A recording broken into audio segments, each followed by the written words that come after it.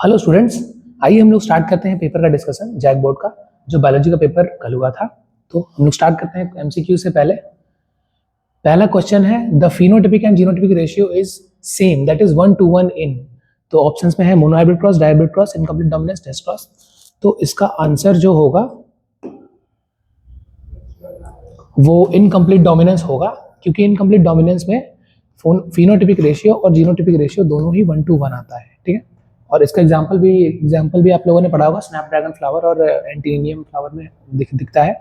Dihybrid cross का आपको पता है कि जीनोटिपिक रेशियो 1:1, 2:4, 1:1 होता है और जीनोटिपिक रेशियो 9:3, फिनोटिपिक रेशियो 9:3:1 होता है। ठीक है, मोनोहाइब्रिड क्रॉस का भी आपको पता है, फिनोटिपिक रेशियो 3:1 और जीनोटिपिक रेशियो 1:2:1। ठीक है, तो ये भी डिफरेंट होगा। और टेस्ट क्रॉस में जैसे लास्ट डे हम लोगों ने डिस्कस किया था कि टेस्ट क्रॉस में जो होता है वो फिनोटिपिक जीनोटिपिक रेशियो 1:1 के फॉर्म में आता है अगर पेरेंट हेटेरोजाइगस रहेगा तो। ठीक है, तो इसका आंसर हो जाएगा इनकम्प्लीट डोमिनेंस। बढ़ते हैं नेक्स्ट क्वेश्चन की तरफ।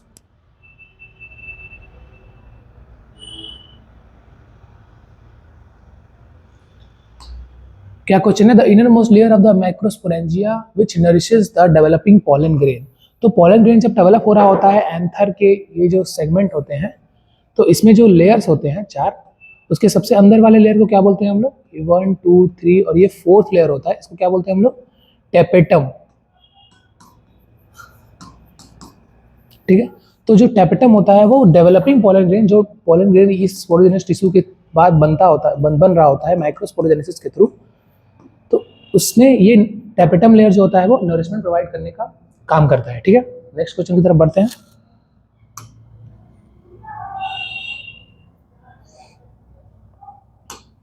क्या क्वेश्चन है, आईयूडी स्टैंड फॉर, सबसे easy question, intra uterine devices, inter United and Insta uterine नहीं, इंट्रा यूटेराइन डिवाइसेस होते हैं। ये कॉन्ट्रासेप्टिव डिवाइसेस में से एक है जो कि फीमेल जेनाइटल ट्रैक्ट के थ्रू यूट्रस में इंसर्ट किए जाते हैं और कुछ इस तरह से होते हैं।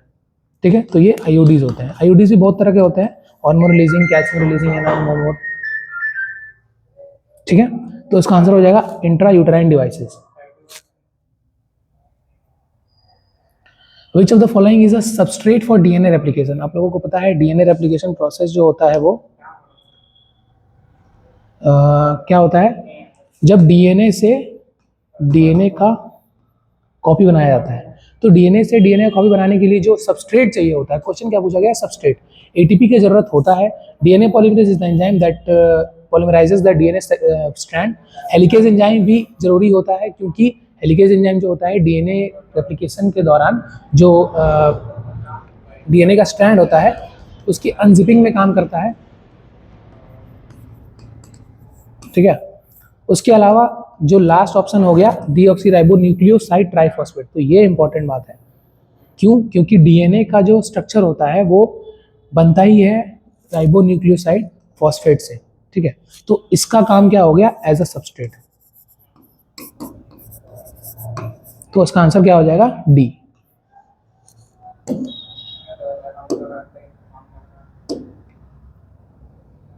बढ़ते हैं नेक्स्ट क्वेश्चन की तरफ।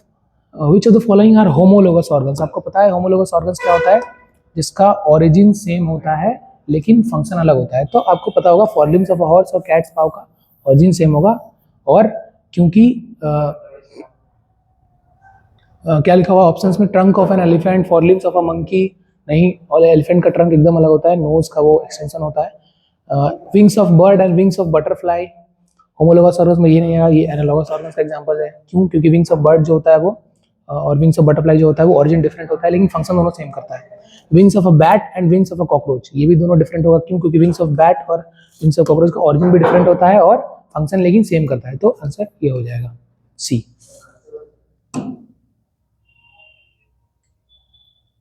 Next question, the infective stage of the malarial parasite in the salivary gland of mosquito. क्या होता है, स्पोरोजोइट्स होता है। ये जो वीडियो हुआ था उसमें सबसे लास्ट क्वेश्चन 51 नंबर क्वेश्चन जो एकदम एज इट इज रिपीट हुआ है, ये क्वेश्चन स्पोरोजोइट्स के फॉर्म में एंटर करता है मस्कीटो के सैलिवरी ग्लैंड से ह्यूमन बॉडी में।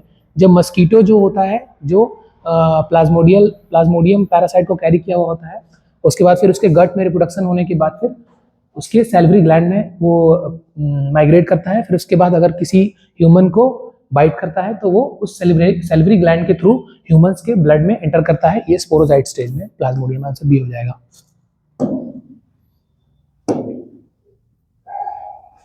Statins are produced by, straight question, microbes and human welfare का। क्या क्वेश्चन है? स्टैटिन्स। स्टैटिन्स क्या होता है? एक बायो एक्टिव एजेंट है, एक मॉलिक्यूल है जो कि मोनास्कस प्यूरियस से ऑब्टेन किया जाता है। आंसर बी हो जाएगा, ऑब्वियस सी बात है। लेकिन इसका काम क्या होता है? इसका काम होता है कोलेस्ट्रॉल सिंथेसिस, जो एंजाइम होता है,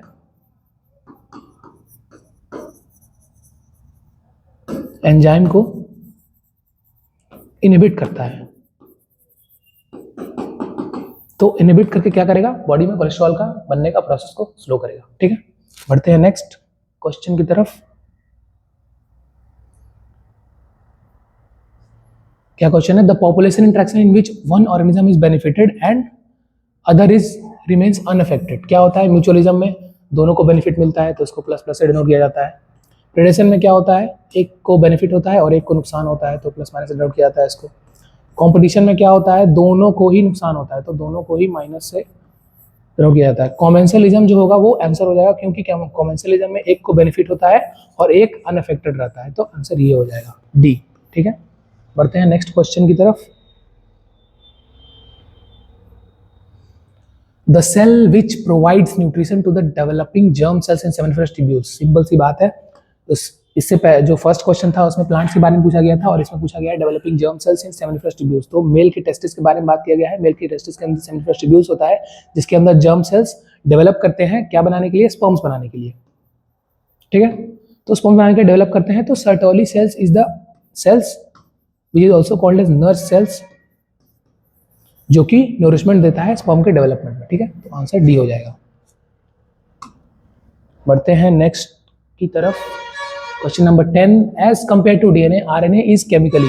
क्या होता है? डीएनए का और आरएनए का स्ट्रक्चर हमने डिस्कशन किया था, जो पिछला वीडियो अपलोड हुआ था उसमें आरएनए और डीएनए के स्ट्रक्चर के बारे में डिफरेंशिएट किया था। और उसमें एक क्वेश्चन था जिसमें आरएनए पे जो होता है वो एडिशनल ओएच ग्रुप होता है सेकंड पोजीशन पे। आपको बताया गया था कि जो आरएनए का स्ट्रक्चर होता है उसके सेकंड कार्बन पे एडिशनल ओएच ग्रुप होता है। इसके वजह से ये ज़्यादा रिएक्टिव भी होता है और स्टेबल भी कम होता है। इसके वजह से डीएनए जो होता है वो स्टेबल ज़्यादा होता है। क्यों? क्योंकि डीएनए के सेकंड पोजीशन पे OH नहीं होता है, सिर्फ H प्रेजेंट होता है, तो इसलिए इसका नाम होता है 2-डीऑक्सी राइबो न्यूक्लिक एसिड, आगे का नाम होता है इसका। ठीक है, तो इसका आंसर ये हो जाएगा। क्यों? क्योंकि रिएक्टिव इसलिए होता है क्योंकि सेकंड पोजीशन पे इसका एडिशनल OH ग्रुप प्रेजेंट होता है और लेस स्टेबिलिटी ऑक्सीजन की वजह से होता है, क्योंकि ऑक्सीजन थोड़ा ज़्यादा रिएक्टिव होता है जनरली। ठीक है, बढ़ते हैं इसके आगे नेक्स्ट क्वेश्चन की तरफ।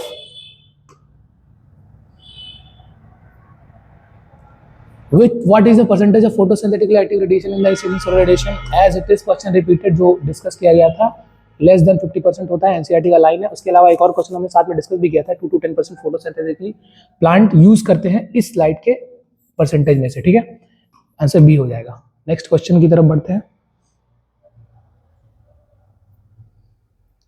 The conventional method of ex-situ conservation. ex-situ क्या होता है? जब किसी एंडेंजर्ड प्लांट या एंडेंजर्ड स्पेसीज को आप उसके नेचुरल हैबिटेट से बाहर ला करके उसको प्रोटेक्ट करते हैं तो उसको बोलते हैं क्या? ex-situ conservation. ठीक है, तो इसमें बोटेनिकल गार्डन, जूलॉजिकल पार्ट दोनों आते हैं, तो आंसर सी हो जाएगा। ठीक है, इसमें भी क्वेश्चंस आते हैं, ex-situ और in-situ दोनों से रिलेटेड ही क्वेश्चंस आते हैं।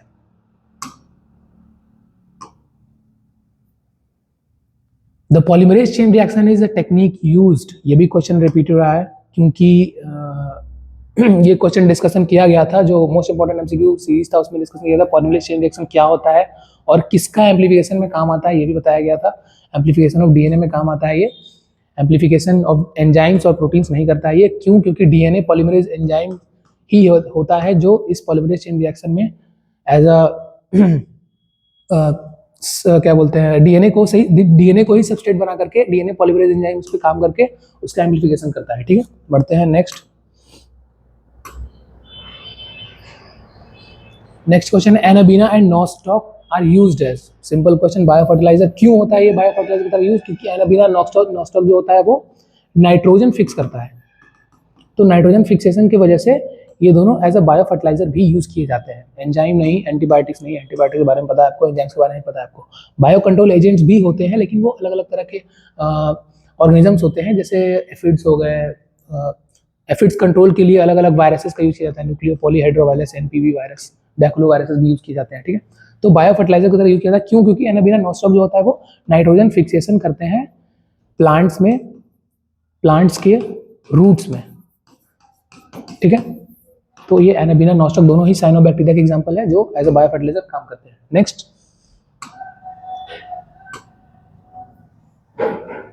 The part of the gynoecium that determines the compatible nature of pollen. Simple सा क्वेश्चन, आपको पता है कि फीमेल का जो गाइनोशियम होता है वो कुछ इस तरह का होता है। इसमें ये है स्टाइल, सॉरी ये है स्टिग्मा, ये है स्टाइल,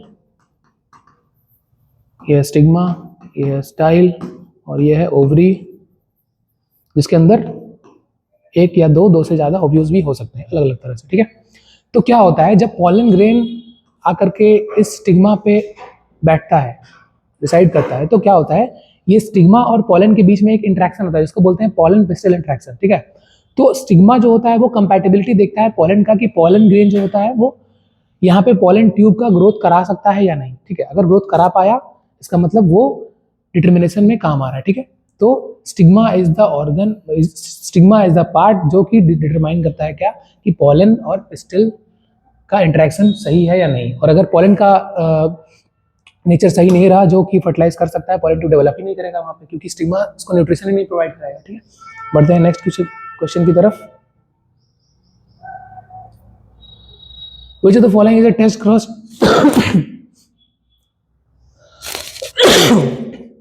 सॉरी, कौन सा टेस्ट क्रॉस है? Same question repeated. आपको बताया गया था क्या, कि जनरली कभी भी किसी प्लांट जिसका जीनोटाइप हमें पता करना हो, जो डोमिनेंट हो, उसको अगर रिसेसिव पेरेंट से क्रॉस कराया जाए तो उसको टेस्ट क्रॉस बोलते हैं। इसका रेशियो 1:1 आता है, आपको एक्सप्लेन किया गया था क्वेश्चन में। सिंपल क्वेश्चन, एकदम स्ट्रेट फॉरवर्ड क्वेश्चन है। बढ़ते हैं नेक्स्ट क्वेश्चन की तरफ।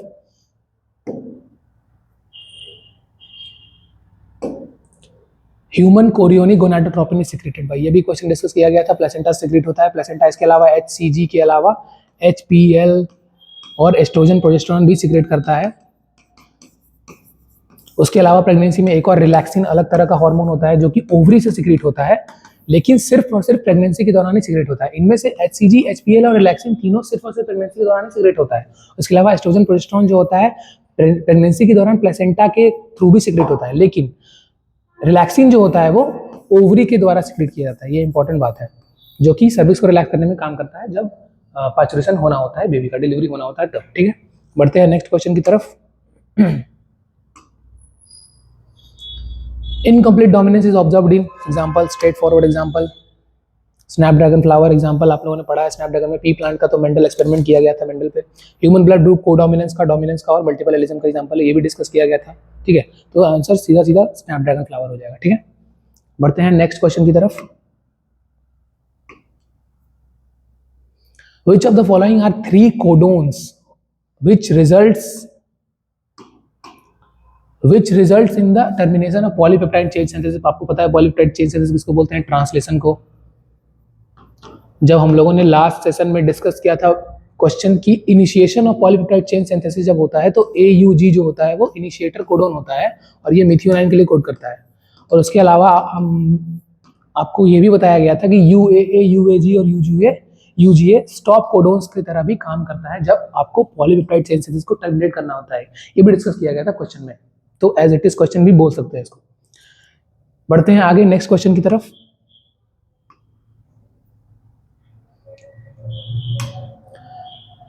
SL Miller conducted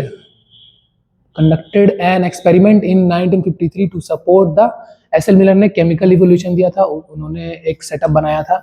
फिर उसके बाद सेटअप के बाद फिर उसमें अलग अलग क्या बोलते हैं गैसेस, NH3 CO2 और हाइड्रोजन वगैरह, ऑक्सीजन और वाटर वेपर्स का यूज़ करके ये बताया था उन्होंने कि इस केमिकल्स को अगर हम वेरी हाई वोल्टेज पे 1200 वोल्ट के आसपास वोल्टेज पे अगर ट्रीट किया जाता है तो केमिकली अलग अलग नए नए कंपाउंड सिंथेसिस होते हैं, चाहे वो प्रोटीन्स हो, चाहे अमाइनो एसिड्स हो, चाहे बाद में जो है और भी कॉम्प्लेक्स कंपाउंड भी सिंथेसिस होने के चांसेस देखे गए थे, ठीक है। तो केमिकल इवोल्यूशन ऑफ लाइफ को सपोर्ट करते हुए एस एल मिलन ने एक्सपेरिमेंट किया था 1953 में। ठीक है, बढ़ते हैं नेक्स्ट क्वेश्चन की तरफ। The first clinical gene therapy was given for treating what? ये भी स्ट्रेट फॉरवर्ड क्वेश्चन है। जीन थेरेपी के बारे में बायोटेक्नोलॉजी में क्लियरली मेंशन है कि एडीए डेफिशिएंसी होता है। एडीए जो होता है वो एडेनोसाइन डीएमिनेज एंजाइम होता है, जिसके डेफिशिएंसी के लिए इसको ट्रीट करने के लिए जीन थेरेपी का इस्तेमाल किया गया था एक 4 ईयर चाइल्ड में। बहुत ही कॉमन क्वेश्चन है, ये आते रहता है। ठीक है, नेक्स्ट बढ़ते हैं इसके आगे। Organisms that can maintain a constant internal temperature are called as homeothermic या फिर वार्म ब्लडेड। ये एनिमल किंगडम में भी पढ़ा होगा आपने। ये तो क्वेश्चन 11th क्लास में भी था और फिर यहाँ पे भी है। होम्योथर्मिक बोलते हैं इसको, वार्म ब्लडेड भी बोलते हैं। क्यों? क्योंकि हम लोग जो है अपना कांस्टेंट इंटरनल टेम्परेचर मेंटेन कर सकते हैं। हमारा बॉडी का टेम्परेचर कितना होता है? 37 डिग्री के आसपास। ठीक है, तो ये कांस्टेंट टेम्परेचर मेंटेन करने का जो प्रोसेस होता है, इसमें काफ़ी एनर्जी भी खर्च होता है। ठीक है, तो हम लोग इवॉल्व भी ऐसे हुए हैं कि हम लोग वार्म ब्लडेड कहलाते हैं, जिसकी वजह से हम लोग कांस्टेंट इंटरनल टेम्परेचर मेंटेन कर सकते हैं, जिसको होम्योथर्मिक भी बोला जाता है। ठीक है, नेक्स्ट बढ़ते हैं।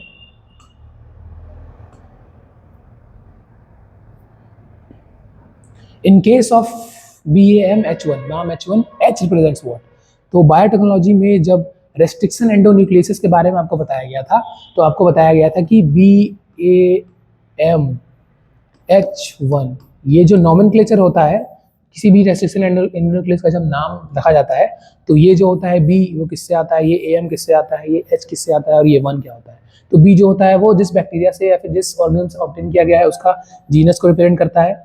AM जो होता है वो उसका स्पीशीज को रिप्रेजेंट करता है। H जो होता है वो स्ट्रेन के नेम को रिप्रेजेंट करता है, स्ट्रेन के नाम को रिप्रेजेंट करता है, पर्टिकुलर स्ट्रेन को। और ये जो होता है नंबर, वो पर्टिकुलर नंबर ऑफ स्ट्रेन होता है जो जिस सीक्वेंस में वो स्ट्रेन ऑब्टेन किया गया हो। ठीक है, तो ये H जो होगा वो स्ट्रेन को रिप्रेजेंट करता है। ठीक है, सिंपल क्वेश्चन। हालांकि ये BAM का मतलब है bacillus,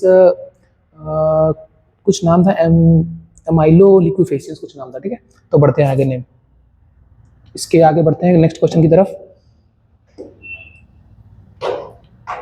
morphine is obtain from, simple question. Morphine Poppy plant से ऑब्टेन होता है, कैनबिस से, कैनाबिनॉइड्स होता है, धतूरा से भी होता है, कुछ और क्या बोलते हैं केमिकल्स ऑब्टेन। और एट्रोपा बेलोडोना का भी नाम दिया हुआ है, जो कि ये दोनों हेलुसिनेजिंग एजेंट्स का प्रोडक्शन करते हैं। उसके अलावा कैनबिस प्लांट जो होता है वो कैनाबिनॉइड्स, और पॉपी जो होता है वो मॉर्फिन होता है। ठीक है, तो पॉपी प्लांट, ओपियम पॉपी जिसका नाम होता है, उससे क्या होता है, मॉर्फिन ऑब्टेन होता है। ये भी डिस्कस किया गया था। ठीक है, बढ़ते हैं नेक्स्ट क्वेश्चन की तरफ। Which of the following is considered as molecular series? अभी थोड़ी देर पहले डिस्कस किया इसके प्रीवियस क्वेश्चन में क्या कि रेस्ट्रिक्शन एंडोन्यूक्लियस क्या होते हैं? डीएनए के सेगमेंट को, जो डीएनए का सेगमेंट होता है उसको बीच से कट करने का काम करते हैं। ठीक है, तो जो भी एंजाइम जो डीएनए के सीक्वेंस को कट करने का काम करता है उसको बोलते हैं रेस्ट्रिक्शन एंडोन्यूक्लियस। और इसका नाम भी इसी तरह से रखा गया है। रेस्ट्रिक्शन मतलब डीएनए के सेगमेंट को कट करके रेस्ट्रिक्ट करना, डीएनए का रेप्लिकेशन। ठीक है, डीएनए का रेप्लिकेशन है, डीएनए का ग्रोथ को रेस्ट्रिक्ट करना। ठीक है, बढ़ते हैं नेक्स्ट क्वेश्चन की तरफ। तो ये सारे एमसीक्यूज थे। उसके बाद क्वेश्चन नंबर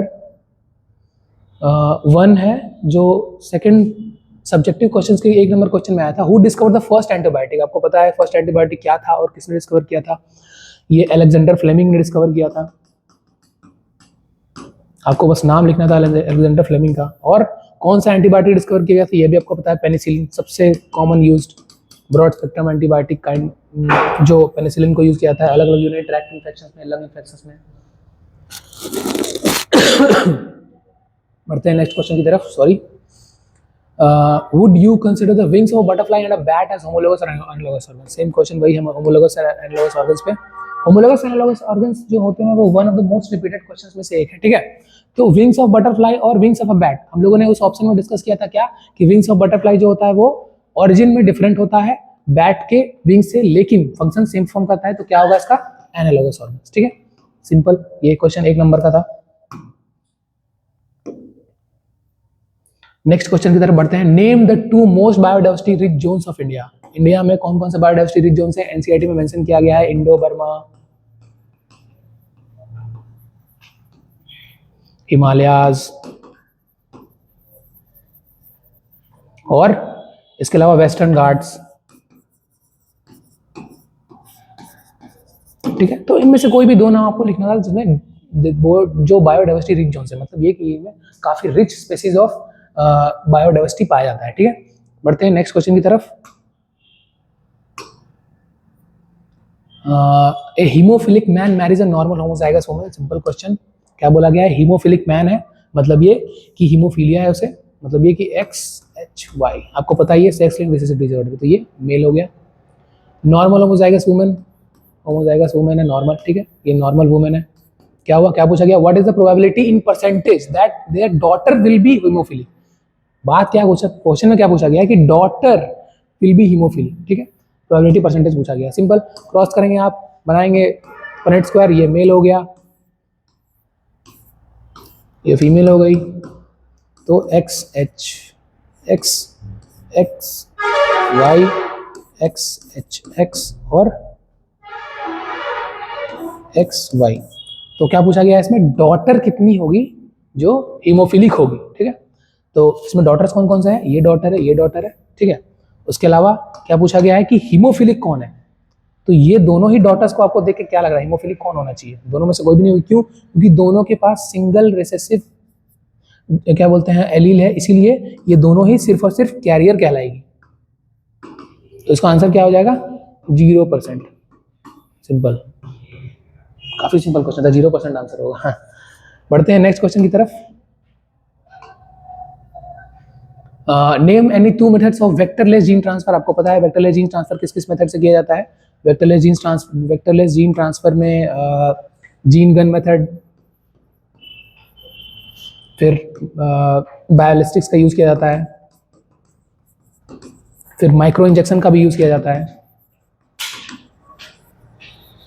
ठीक है, तो इनमें से कोई भी आप दो मेथड्स को मेंशन कर सकते थे इस क्वेश्चन में। ठीक है, तो ये बायोटेक्नोलॉजी में मेंशन है वैसे क्लियरली कि ये अलग अलग मेथड्स का यूज करके हम लोग जीन्स को ट्रांसफर करते हैं किसी सेल के अंदर, जिसमें हम लोगों को वो सीक्वेंस चाहिए होता है डीएनए का, ताकि ये जो सेल है उस डीएनए के सीक्वेंस के प्रोटीन को एक्सप्रेस कर सके। ठीक है, बढ़ते हैं नेक्स्ट क्वेश्चन की तरफ।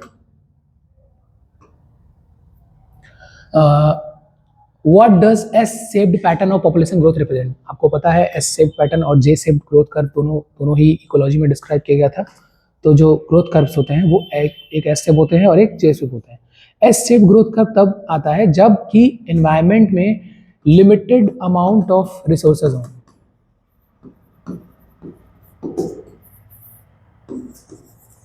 ठीक है, तो जब limited amount of resources environment में है तो आपको पता है कि ग्रोथ जो होगा वो एक फेजेस के एक लैग फेज होता है, फिर स्टेशनरी फेज होता है, फिर सिंपली पहले एक्सपोनेंशियल फेज होता है, फिर लैग फेज होता है, फिर एक स्टेशनरी फेज होता है। तो ये एस शेप ग्रोथ कर्व बनता है जिसमें रिप्रेजेंट किया जाता है क्या कि जब लिमिटेड अमाउंट ऑफ रिसोर्सेज है एनवायरनमेंट में तब। उसके अलावा जब unlimited amount of resources environment में तो एक Z shape growth exponential growth curve बनता है जो कि जे शेप का होता है। ठीक है, बढ़ते हैं नेक्स्ट क्वेश्चन की तरफ। Why does testes in mammals descend in scrotum? आपको पता है स्पर्मेटोजेनेसिस प्रोसेस जो होता है, स्पर्मेटोजेनेसिस प्रोसेस जो होता है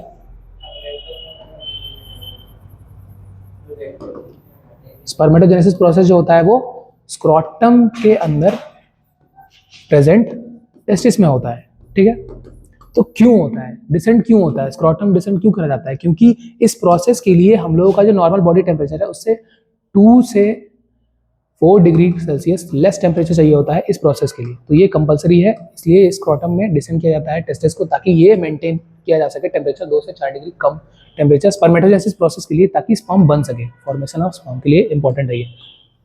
ठीक है, बढ़ते हैं नेक्स्ट क्वेश्चन की तरफ। What is primary sludge? पता है आपको, जब सीवेज ट्रीटमेंट प्लांट के बारे में आपने डिस्कस किया, आप लोगों ने पढ़ा होगा, तो जो प्राइमरी ट्रीटमेंट के बाद, मतलब ये कि जब प्राइमरी ट्रीटमेंट के लिए जब पूरे वेस्ट को एक कंटेनर में डाला जाता है जिसमें प्राइमरी ट्रीटमेंट होता है, तो उसमें क्या होता है कि जितने भी कार्बन डेब्रीज या फिर और भी प्लास्टिक या और भी जो डेब्रीज होते हैं प्राइमरी, वो जब जमा होते हैं नीचे तो ये बनाते हैं क्या? Primary sludge. ठीक है, प्राइमरी स्लज। फिर उसके बाद जो ऊपर का सुपरनेटेंट बनता है उसको ट्रांसफर किया जाता है क्या, सेकेंडरी ट्रीटमेंट के लिए। ठीक है, तो प्राइमरी स्लज क्या किसको बोलते हैं, जो प्राइमरी ट्रीटमेंट के बाद जो डेब्रिस इकट्ठा हुए उसको बोलते हैं प्राइमरी स्लज। ठीक है, उसके बाद नेक्स्ट क्वेश्चन की तरफ बढ़ते हैं। Name the two types of cell that produces antibodies. Name the types of cell that produce antibodies. पता है आपको एंटीबॉडीज कौन प्रोड्यूस करता है? हमारे बॉडी में दो तरह के लिम्फोसाइट्स होते हैं, बी लिम्फोसाइट्स और टी लिम्फोसाइट्स। ठीक है, तो बी लिम्फोसाइट का काम क्या होता है, एंटीबॉडीज को प्रोड्यूस करना। एंटीबॉडीज क्या है पता है आपको? एंटीबॉडीज एक प्रोटीन मॉलिक्यूल होता है जो कि बॉडी के इम्यून रिस्पॉन्सेज में काम करता है। उसके अलावा टी लिम्फोसाइट जो होता है वो बी लिम्फोसाइट को हेल्प करता है एंटीबॉडीज बनाने में। ठीक है, तो इसका आंसर सिंपल क्या हो जाएगा, बी लिम्फोसाइट्स।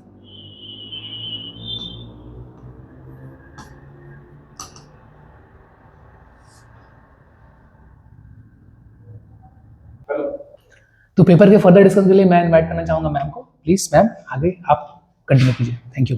ठीक है, थैंक यू सर। हम लोग सी और डी सेक्शन डिस्कस करेंगे। ठीक है, 34 तक सर डिस्कस कर चुके हैं। नेक्स्ट सी और डी क्वेश्चन हम डिस्कस करेंगे। ठीक है, तो चलिए देखते हैं नेक्स्ट क्वेश्चन।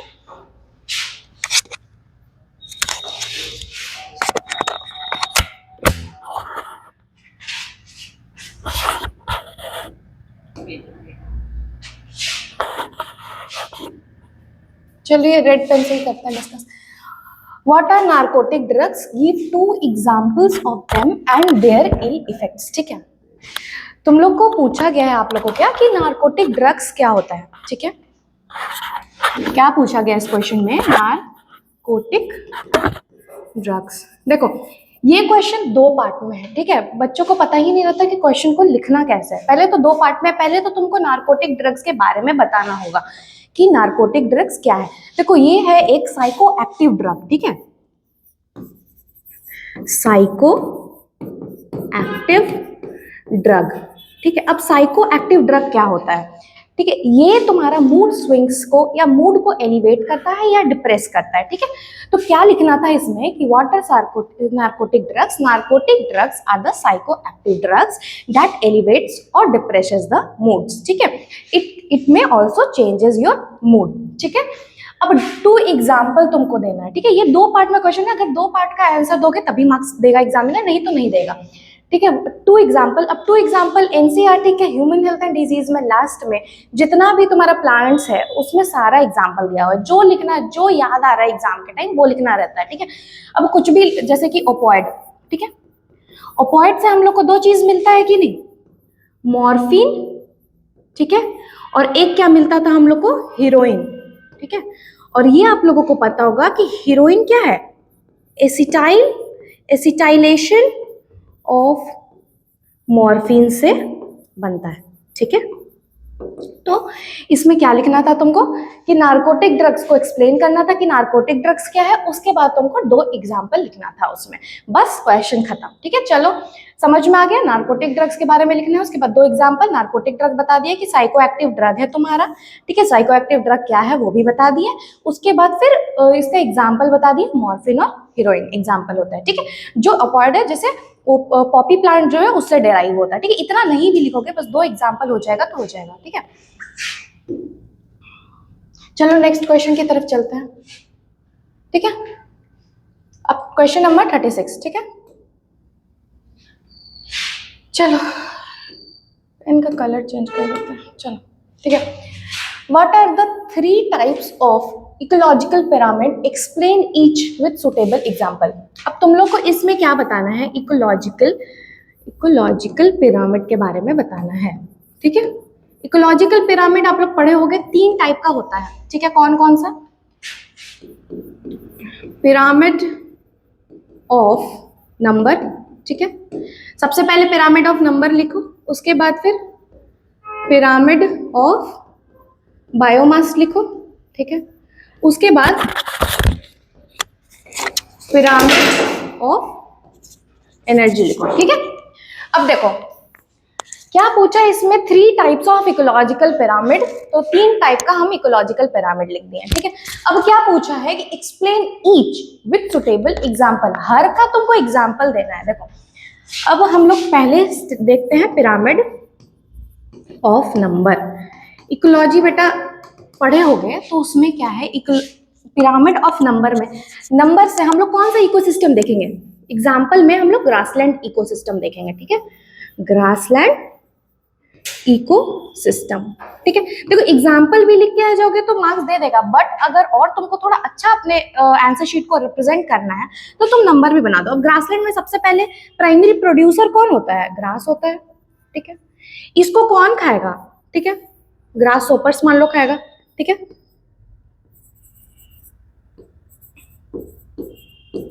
देखो ये वाला छोटा होगा, ठीक है, तभी तो अपराइट बनेगा ना, ठीक है। देखो ग्रासहोपर का नंबर कम होता है ना, ठीक है, ग्रास का नंबर प्रोड्यूसर्स हमारा ज्यादा है, ग्रासहोपर कम है। ग्रास को कौन खाएगा? रैट। ग्रासहोपर को मान लो रैट खा जाएगा, ठीक है, ठीक है, रैट खा जाएगा, और रैट को कौन खा जाएगा? स्नेक खा जाएगा, ठीक है। तो ये क्या बन गया तुम्हारा? अपराइट बन गया ना, पिरामिड, ठीक है। अब पिरामिड ऑफ नंबर में एक हो गया, तुम एग्जांपल लिख दो ग्रासलैंड। अभी एक्सेप्शन का बात नहीं करना है क्योंकि एक्सेप्शन पूछा नहीं है, बस सिंपल सिंपल एग्जांपल, एक एक एग्जांपल देते चलेंगे, ठीक है। ज्यादा क्वेश्चन को बोले थे हम कि लेंथी नहीं बनाना है, ठीक है। तो ग्रासलैंड इकोसिस्टम इसमें एग्जांपल हो जाएगा। अब पिरामिड ऑफ बायोमास में कौन सा एग्जांपल हो जाएगा? पिरामिड ऑफ बायोमास, इसमें एग्जाम्पल हम लोग दे देते हैं, कोई भी एग्जाम्पल दे दो, जैसे कि मान लो सपोज प्रोड्यूसर, प्रोड्यूसर में प्लांट, ठीक है। प्लांट, देखो बायोमास, नंबर से कंफ्यूज मत होना, ठीक है। बायोमास प्रोड्यूसर में क्या हो जाएगा? प्लांट, सपोज मान लो प्लांट्स इसमें हो गया, ठीक है। प्लांट्स को कौन खाएगा? डियर खाएगा, ठीक है। डियर को कौन खाएगा? लायन खाएगा, ठीक है। अब देखो बायोमास है, अपराइट है, ठीक है। इसका एक एक्सेप्शन कौन सा है? एक्वेटिक इकोसिस्टम है ना, वो एक्सेप्शन है इसका, ठीक है। एक्वेटिक इकोसिस्टम जो है इसका एक्सेप्शन है, जो इन्वर्टेड पिरामिड देता है, ठीक है। इन्वर्टेड मतलब ऐसे उल्टा देगा, ठीक है। ये हो गया तुम्हारा, सिर्फ एग्जांपल लिखिए, इसमें ग्रासलैंड सपोज लिख दो, और इसमें तुम कोई भी जैसे प्रोड्यूसर, जो प्राइमरी कंज्यूमर, उसके बाद कार्निवोर्स, कोई भी एग्जांपल तुम बायोमास में लिख के आ सकते हो क्योंकि बायोमास बढ़ते जाता है, ठीक है। अब उसके बाद पिरामिड ऑफ एनर्जी में, एनर्जी में भी कोई भी लिख सकते हो, ठीक है, क्योंकि हम लोग को पता है कि 10% लॉ क्या होता है, जैसे उसमें भी जैसे एनर्जी में सपोज तुम लिख दो सबसे पहले,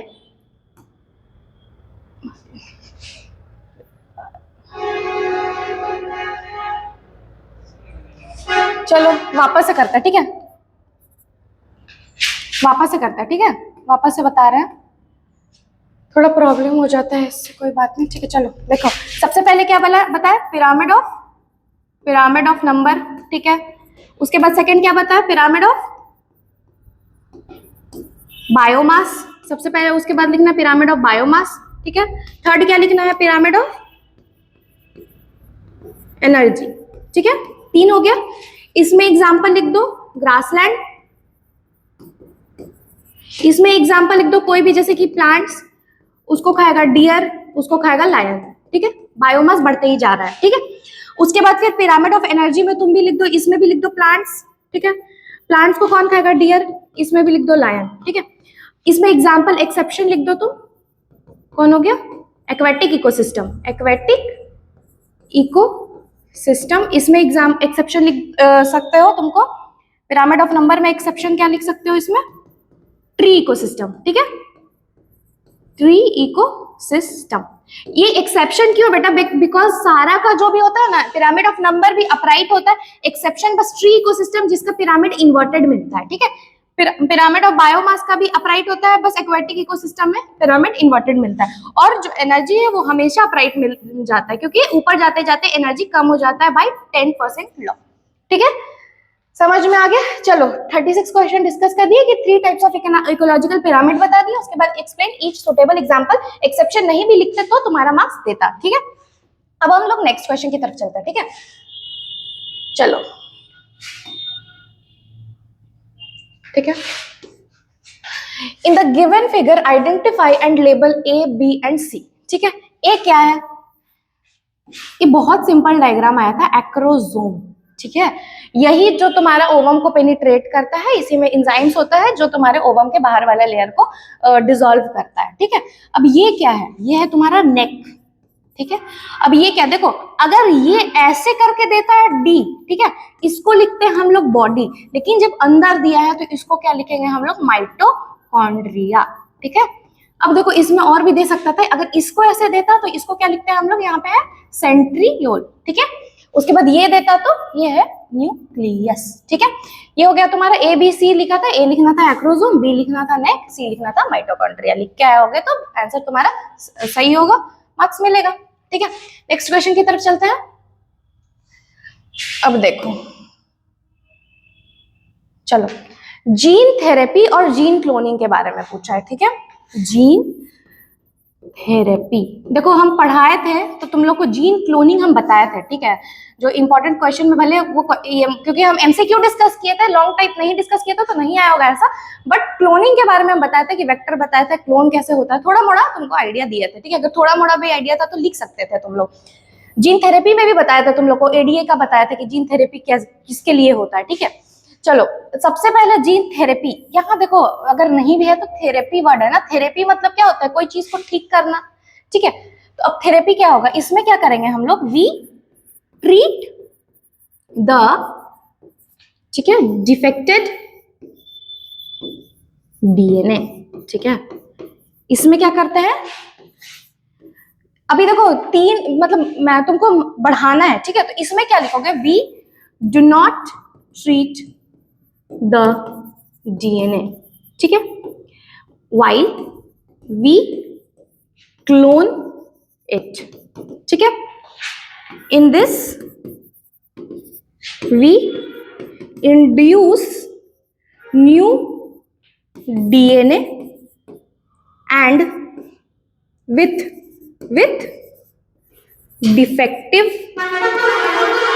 one, ठीक है। विथ ने बिसाइड कर दो, बिसाइड, ठीक है, बिसाइड डिफेक्टिव वन, ठीक है। सेकेंड पॉइंट, अब इसमें क्या करेंगे हम लोग, सेकेंड इसमें लिख दिए, क्लोनिंग है ना, we make different, sorry we make same copies, ठीक है, ऑफ द डिजायर्ड जीन और डीएनए, ठीक है, ठीक। 2 पॉइंट हो गया, लिख दिया। अब थर्ड पॉइंट में क्या लिखोगे, एग्जाम्पल लिखोगे। एग्जाम्पल क्या हो गया, एडीए डिजीज, इसमें एग्जाम्पल क्या लिखोगे, बायो एग्रीकल्चर, ठीक। एग्रीकल्चर में भी हम लोग कुछ कुछ चीज का ये करते हैं, ठीक है। समझ में आ गया। अब देखो differentiate between gene therapy and gene cloning, देखो जीन थेरेपी ये है, जीन क्लोनिंग यहाँ पे है, ठीक है, क्लोनिंग, ठीक है। अब देखो इसमें क्या लिखे हम, we treat the defective DNA, इसमें क्या, we do not treat the DNA while we clone it, ठीक है। सेकेंड पॉइंट क्या लिखे, in this we induce new DNA beside, ठीक है, बिसाइड डिफेक्टिव वन, ठीक है। इसमें हम क्या किए कि नया डीएनए इंड्यूस किए डिफेक्टिव वन को हटा के। इसमें क्या किए हम लोग, सेम कॉपीज बनाए, जो डिजायर्ड डीएनए था ना उसका सेम कॉपी, इसमें अलग डीएनए बना रहे हैं, इसमें सेम बना रहे हैं, ठीक है। इसमें एग्जांपल लिख दो, एडीए डिजीज हो गया और बायो एग्रीकल्चर। चलो ये हो गया क्वेश्चन। अब नेक्स्ट क्वेश्चन की तरफ चलते हैं, ठीक है। अब ये तो बहुत इजी है, फुल फॉर्म ही पूछ लिया है, ठीक है। अब देखो full form of the following, IVF, कितना तुम लोग को कितना जोर देके बताया था कि आईवीएफ में क्या क्या है, सब बताया था, ठीक है। आईवीएफ का फुल फॉर्म तो लिख ही लिए होगे। देखो अब कंफ्यूजन क्या आता है ना कि मैम इन वीवो फर्टिलाइजेशन क्यों नहीं है, इन विट्रो ही क्यों लिखेंगी आप, ठीक है। देखो बेटा आईवी इन विट्रो फर्टिलाइजेशन के लिए ही ये वर्ड यूज होता है सर, ठीक है। इन विट्रो फर्टिलाइजेशन के लिए ही ये वर्ड यूज होता है, इन वीवो के लिए हम लोग आईवीएफ नहीं यूज करते हैं, ठीक है। इसीलिए कभी भी आईवीएफ आए तो इन विट्रो फर्टिलाइजेशन ही लिखना है, ठीक है। फिर MTP, MTP medical termination of pregnancy, ठीक है। एसटीडी सेक्सुअली ट्रांसमिटेड डिजीज, ठीक है।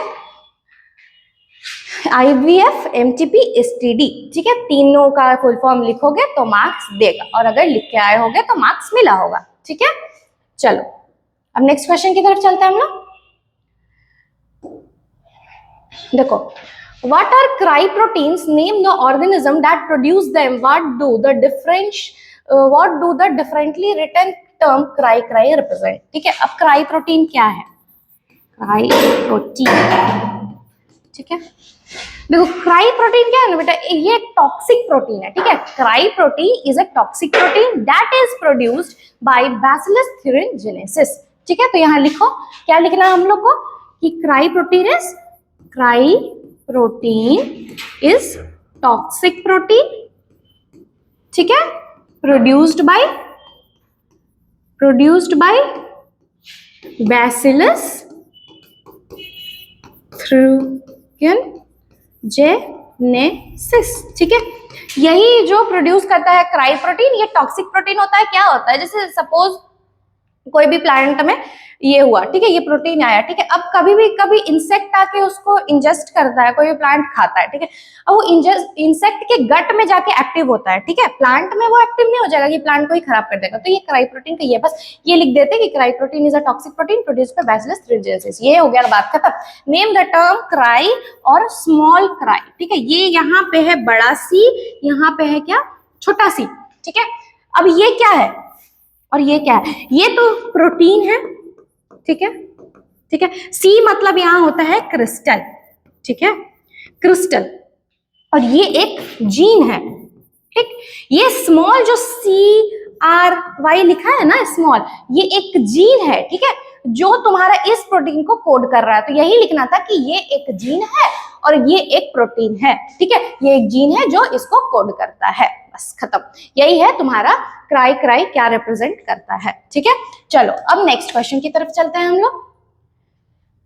क्वेश्चन डिस्कस करने का ये है कि कहाँ से क्वेश्चन पूछ रहा है, क्या है, क्या पढ़ना है, वही चीज है, ठीक है, मोटो में, ठीक है। चलो, बायोजियोग्राफी, ठीक है, बायोजियोग्राफी पूछ रहा है। बायोजियोग्राफी क्या है? बायो मतलब लिविंग, जियोग्राफी मतलब जियोग्राफी पढ़ते हो ना भाई, जियोग्राफी चैप्टर में क्या पढ़ते हो तुम लोग? अर्थ के बारे में ही पढ़ते हो ना। तो बायो मतलब क्या, हम लोग यहाँ प्लांट्स और एनिमल्स के बारे में बात करेंगे, ठीक है, प्लांट्स और एनिमल्स के बारे में बात करेंगे जियोग्राफी अर्थ पे, ठीक है। देखो रटना नहीं है, थोड़ा समझ सकते हैं हम लोग हर चीज, ठीक है। बायोजियोग्राफी मतलब प्लांट्स और एनिमल्स के बारे में बात करेंगे अर्थ पे, कि प्लांट्स और एनिमल्स कैसे ये डिफरेंशिएट, मतलब किस तरह से ये अडेप्ट करते हैं अर्थ के जियोलॉजिकल कंडीशंस पे, ठीक है। तो define biogeography means the plants and animals that changes their conditions according to the geographical conditions of the earth, ठीक है। ये लिखना था तुम लोग को बायोजियोग्राफी में। Give one example of biogeographical evidences. Darwinian finches के बारे में सुने हो ना, डार्विन फिंचेस, इसमें क्या था, इसमें इसी के बारे में तुम लोग को लिखना था। इसमें बायोजियोग्राफी को एक्सप्लेन करना था, डार्विन फिंचेस के बारे में लिखना था। इसमें क्या लिखना था कि जो बर्ड्स होते हैं उनका बीक्स जो होता है वो डिफरेंट होता है। जैसे डार्विन एक फिंचेस डिस्क्राइब किया था तुम लोग को, सॉरी एनसीईआरटी में, ठीक है। तो उसमें क्या था कि उसमें बताया था कि डिफरेंट टाइप ऑफ बीक्स होता है बर्ड्स का, ठीक है। अब वो बीक्स का डिफरेंट साइजेस क्यों होता है? क्योंकि वो डिफरेंट चीजों पे फीड करते हैं। जैसे फ्रूट्स पे फीड किए तो ऐसे कर्व्ड हो गया, ठीक है। अगर वुड पे कर रहा है, जैसे देखिए ना कुछ बर्ड्स का ऐसे नुकीला होता है, क्योंकि वो वुड को पेनिट्रेट करके वहां पे वुड को खोखला करके वहां पे अपना घर बनाता है, ठीक है। और जैसे उसका जो तुम्हारे खाने का जो भी रहता है, जैसे फ्रूट खाएगा तो ऐसे होगा, कुछ और चीज खाएगा तो उसका उस हिसाब से उसका बीक जो होता है वो ट्रांसफॉर्म होते जाता है, अडेप्ट कर लेता है, बोलो तो उसी के बारे में लिखना था। मतलब ज्योग्राफिकल कंडीशंस के हिसाब से उस लोग का बीक भी डिफरेंट टाइप्स का हो गया, वही लिखना था इसमें, बात खत्म, ठीक है। 41 क्वेश्चन हो गया। चलो अब नेक्स्ट क्वेश्चन की तरफ चलते हैं, ठीक है। व्हाट इज बायोगैस, ठीक है। बायोगैस क्या है? बायोगैस में क्या, कार्बन डाइऑक्साइड और मीथेन का होता है कंपोजिशन। चलो इसको ऐसे लिख दो, मीथेन, ठीक है। इसमें क्या होगा कि बायोगैस मतलब this gas is a composition of the carbon dioxide and the methane, ठीक है। इट इज इन्फ्लेमेबल, ठीक है। It can be used in villages for household purposes, यही लिखना था, ठीक है। What do microbes play an important role in the production of biogas. देखो मिथेनो, भले ये क्वेश्चन ने डिस्कस किए थे बट मिथेनोजेंस के बारे में डिस्कस किए थे, ठीक है। एक ऑप्शन में भी आया था कुछ ऐसे बायोगैस प्लांट का करके आया था, ठीक है। उसमें बताया था कि मिथेनोजेंस क्या पाया जाता है तुम्हारा बायोगैस प्लांट में पाया जाता है। तो कौन से माइक्रोब के बारे में लिखना था, इसमें लिखना था तुम लोग को मिथेनोजेंस के बारे में, ठीक, मिथेनोजेंस के बारे में लिखना था। ये एनारोबिक बैक्टीरिया है जो बायोगैस में जाता है और कार्बन डाइऑक्साइड और मीथेन प्रोड्यूस कराता है। तुम मिथेनोजेंस के बारे में, सॉरी मिथेनोजेंस के बारे में लिख देते, ठीक है, तो तुम्हारा काम बन जाता, ठीक है। तो यही लिखना था। हाउ डू माइक्रोब्स प्ले, अब कैसे play an important role, these methanogens are the anaerobic bacteria that goes in the biogas and that degrade the biogas substances, sorry biological substances and produce carbon dioxide और methane. यही तुम लोग को लिखना था कि क्या लिखना था इसमें, मिथेनोजेंस के बारे में लिखना था, ठीक है, मिथेनोजेंस के बारे में लिखना था। और उसके बारे में लिखना था कि these are the anaerobic bacteria that produce carbon dioxide and methane in the absence of oxygen, and they degrade the biodegradable waste in the plants and produce these gases that are used in villages for household purposes। ठीक है, बस यही लिखना था और कुछ पूछा नहीं इसमें, इसीलिए बोले थे कि पूरा क्वेश्चन अच्छे से पढ़ो, क्वेश्चन क्या पूछा है वही आंसर देखे, ठीक है। चलो नेक्स्ट क्वेश्चन की तरफ चलते हैं। चलो, what is gene therapy, illustrate using the example. अभी देखो जीन थेरेपी के तो बारे में हम बता दिए। What is gene therapy, in gene therapy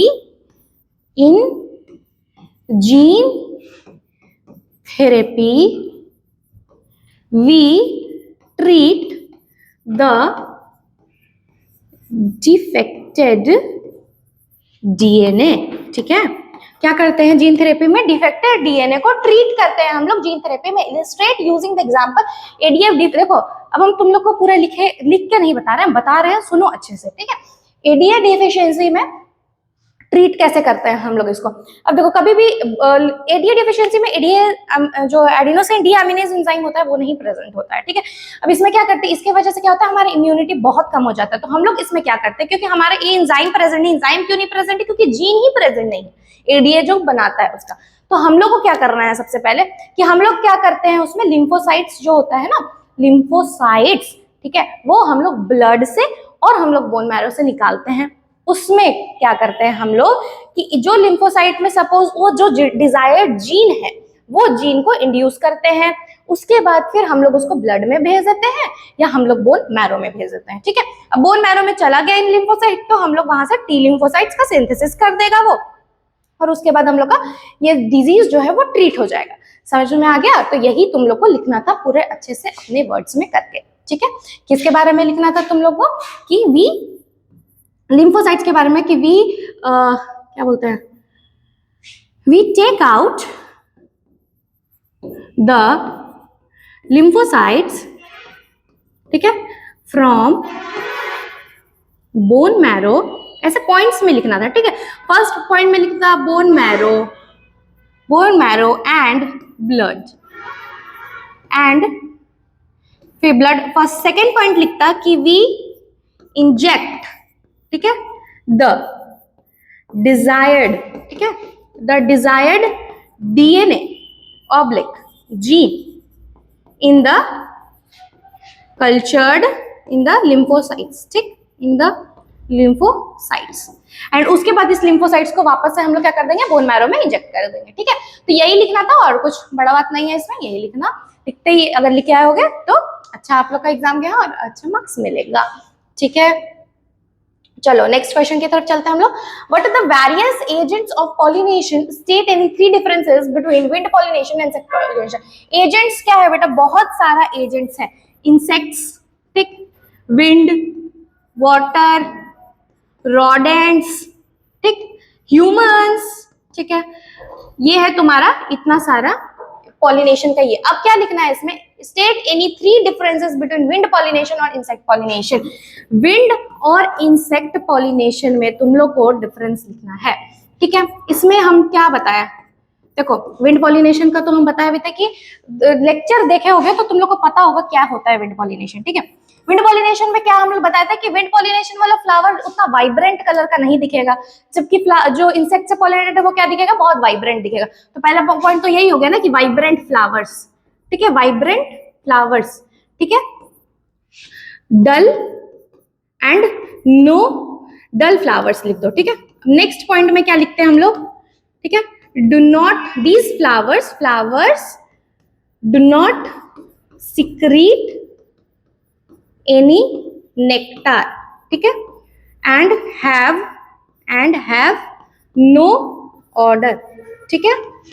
इसमें भी क्या लिखते हैं हम लोग कि इसका जो फ्लावर है वो भी नेक्टार सिक्रीट, फ्लावर सिक्रीट, देखो सिक्रीट नेक्टार हो जाता, उसके बाद फिर इसका फ्लावर क्या है, तुम्हारा अडर प्रोड्यूस करेगा इंसेक्ट्स को अट्रैक्ट करने के लिए। इसका फिर तुमको क्या लिखना था, पॉलन ग्रेन के बारे में लिखना था इसका, ठीक है। देखो 1 पॉइंट 2 पॉइंट पॉलन ग्रेन के बारे में लिखते हैं कि इसका पॉलन ग्रेन बहुत सारे अमाउंट में प्रोड्यूस होता है, इसका पॉलन ग्रेन कम, पॉलन ग्रेन जो है वो कम अमाउंट में प्रोड्यूस होता है, ठीक है।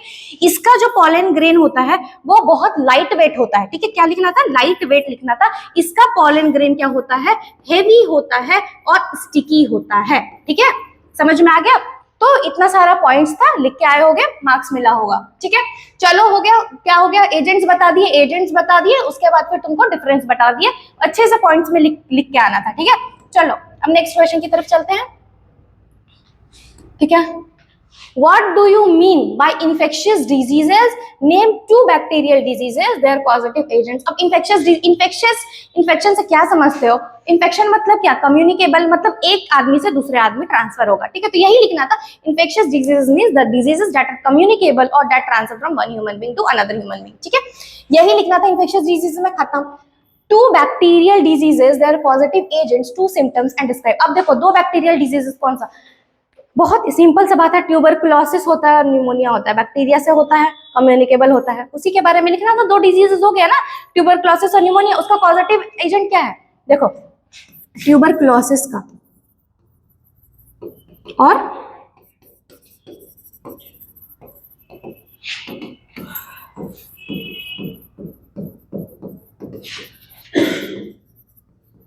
देखो इसका माइकोबैक्टीरियम ट्यूबरकुलाई और न्यूमोनिया का हो गया Streptococcus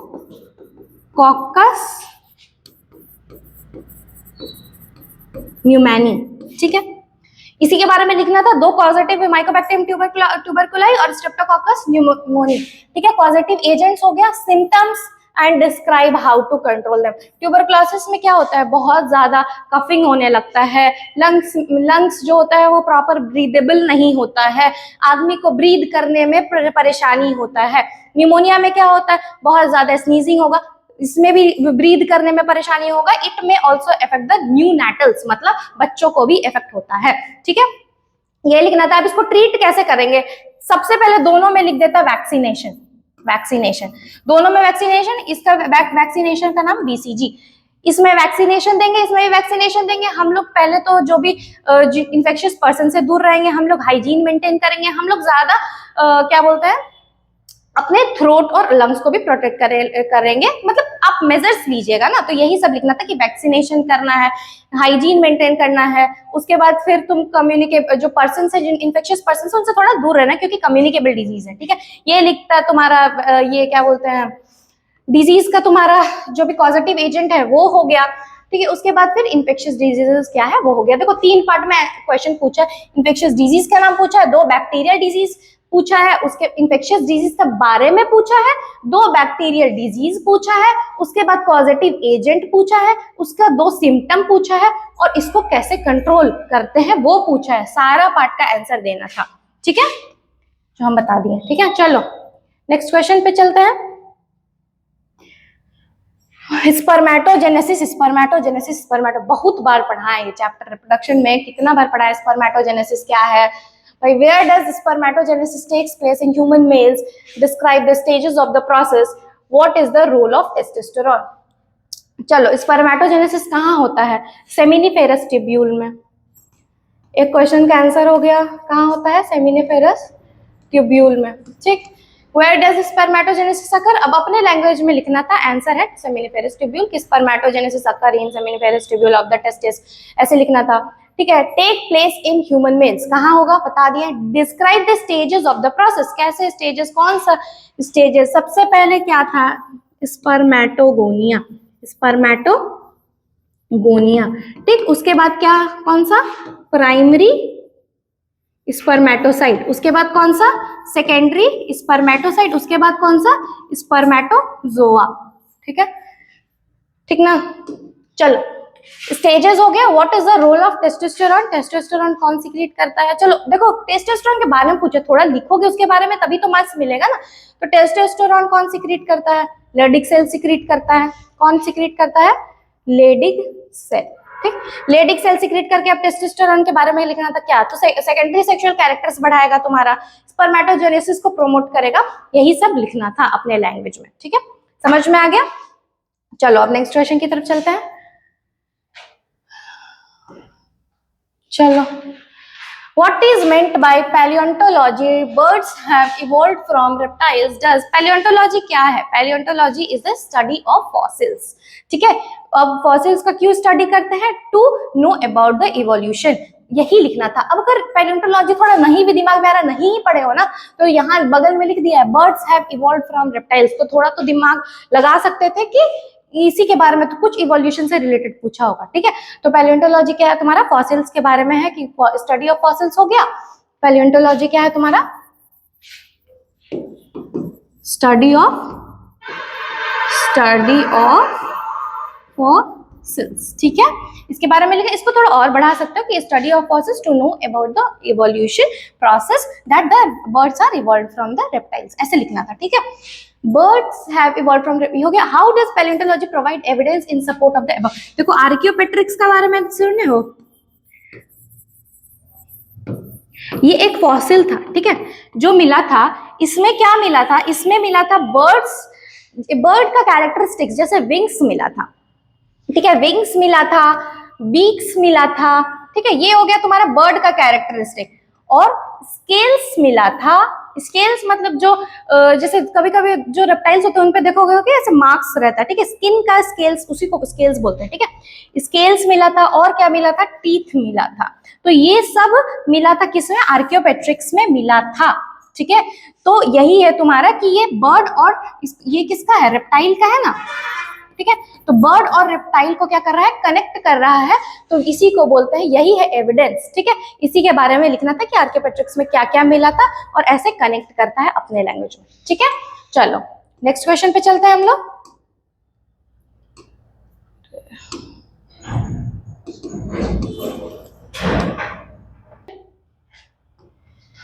how was bacteria transformation proved experimentally, how has bacterial transformation के बारे में पूछा है। तो पहले तो ये मत समझ लेना कि ये है तुम्हारा ह्यूमन हेल्थ के एंड डिजीज का। ठीक है, बैक्टीरिया को देख के इसमें किसके बारे में लिखना था, ग्रिफिथ एक्सपेरिमेंट के बारे में लिखना था।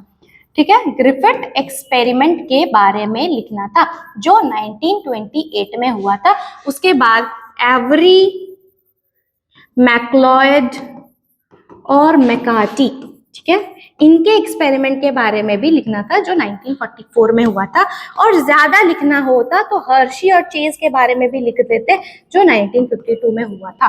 ठीक है, ये बैक्टीरियल ट्रांसफॉर्मेशन मेनली इसी के बारे में थोड़ा लिखना था और इसके बारे में लिखना था, क्योंकि ये जो है ये इसमें बैक्टीरियोफेज था, तो ये नहीं भी लिखते तो कोई दिक्कत नहीं था, ये दोनों के बारे में मेनली लिखना था।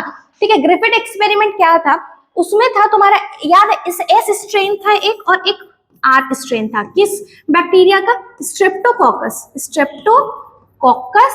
न्यूमेनी। ठीक है, न्यूमेनी, इस बैक्टीरिया का दो स्ट्रेन लिए थे हम लोग, एस स्ट्रेन और आर स्ट्रेन लिए थे। एस स्ट्रेन बहुत वायरुलेंट है, ये नॉन वायरल, वायरुलेंट मतलब बहुत ज्यादा पॉजिटिव एजेंट है, मतलब ये अगर इन्फेक्ट करेगा तो कॉज कराएगा ही कराएगा डिजीज। ठीक है, तो वायरुलेंट है, ये नॉन वायरुलेंट है। माइस को लिए, एक चूहा लिए, उसमें एक में एस स्ट्रेन डाले, एक में आर स्ट्रेन डाले। एस स्ट्रेन में दिखा कि उसको निमोनिया हो गया चूहा को, आर स्ट्रेन वाले में नहीं हुआ।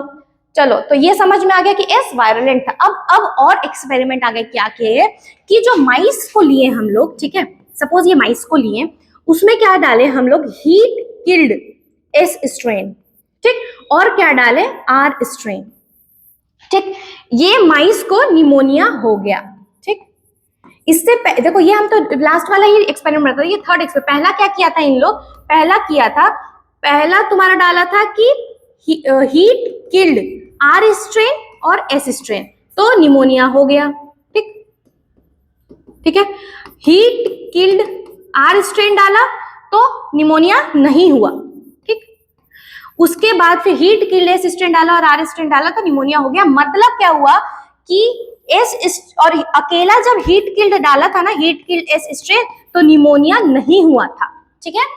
तो देखो क्या लिखना था इसमें कि एक माइस लिए, उसमें एक में आर डाले एक में एस डाले, ठीक। तो एस को निमोनिया हो गया, आर को निमोनिया नहीं हुआ।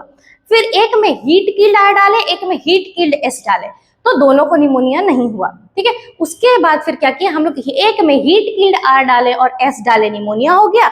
एक में क्या किया हम लोग, हीट किल्ड एस स्ट्रेन डाले और अकेला डाले थे तो नहीं हुआ था, जब हीट किल्ड एस और आर डालेंगे तो निमोनिया हो गया। मतलब क्या हुआ कि आर को कुछ तो इसको इफेक्ट किया एस स्ट्रेन, ठीक है, या एस स्ट्रेन ही जिंदा हो गया क्योंकि हम लोग तो मार के डाले थे उसको, लेकिन फिर भी निमोनिया हो गया। तो क्या पता चला कि कुछ ऐसा हुआ ट्रांसफॉर्मेशन जिससे उस माइस को हीट किल्ड एस स्ट्रेन डालने के बावजूद भी निमोनिया हो गया, ठीक है। तो ये लिखना था पूरा, पूरा अच्छे से लिखना था, पॉइंट्स में लिखना था, ठीक है। फिर who has perform this experiment, Griffith experiment perform किया था इसको 1928 में, ठीक है। उसके बाद फिर एवरी मैक्लॉयड मैकार्टी वाले एक्सपेरिमेंट में अगर थोड़ा लिख देते तो अच्छा होता, नहीं भी लिखे हो तो कोई दिक्कत नहीं है, ठीक है। ये अगर अच्छे से लिखे होगा तो मार्क्स देंगे, ठीक है, एग्जामिनर जो भी। एवरी मैक्लॉयड और मैकार्टी में कौन सा एक्सपेरिमेंट तुम्हारा था, उसमें था कि जैसे कि कोई भी बैक्टीरिया लिए, ठीक है, उसमें अगर एस स्ट्रेन डाले और सपोज मान लो प्रोटीएज डाले, ठीक, ठीक है, तो निमोनिया हो गया, ठीक। अगर यही ठीक है माइस में लिए थे, ठीक है, माइस में बैक्टीरिया लिए, एस स्ट्रेन डालिए, प्रोटीएज डाले और हो गया तुम्हारा निमोनिया, ठीक है।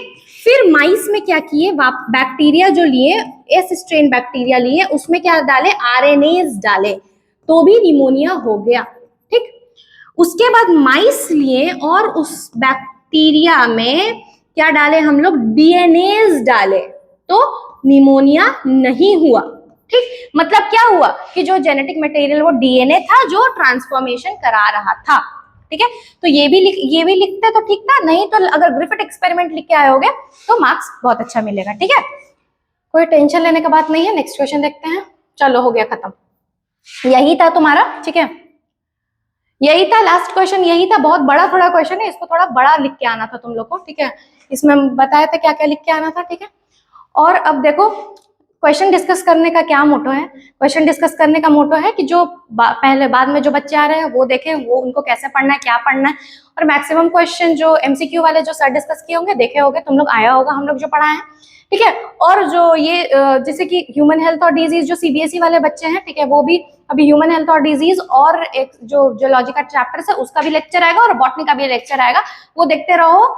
और हम लोग जो है फालतू का क्वेश्चन डिस्कस नहीं करते, जो इंपॉर्टेंट होता है। आप लोग का भी टाइम बहुत प्रीशियस है, तो क्योंकि अभी एग्जाम आ रहा है, तो एग्जाम पे टाइम अपना पढ़ने पे टाइम फोकस करिए। और अगर थोड़ा खाली टाइम मिलता है तो यूट्यूब लेक्चर्स देखिए हमारा, और ऑक्सीजनेशन ट्यूटोरियल को सब्सक्राइब करिए और वहां पे जाके आप लोग लेक्चर्स को फॉलो करिए, मार्क्स बहुत अच्छा आएगा।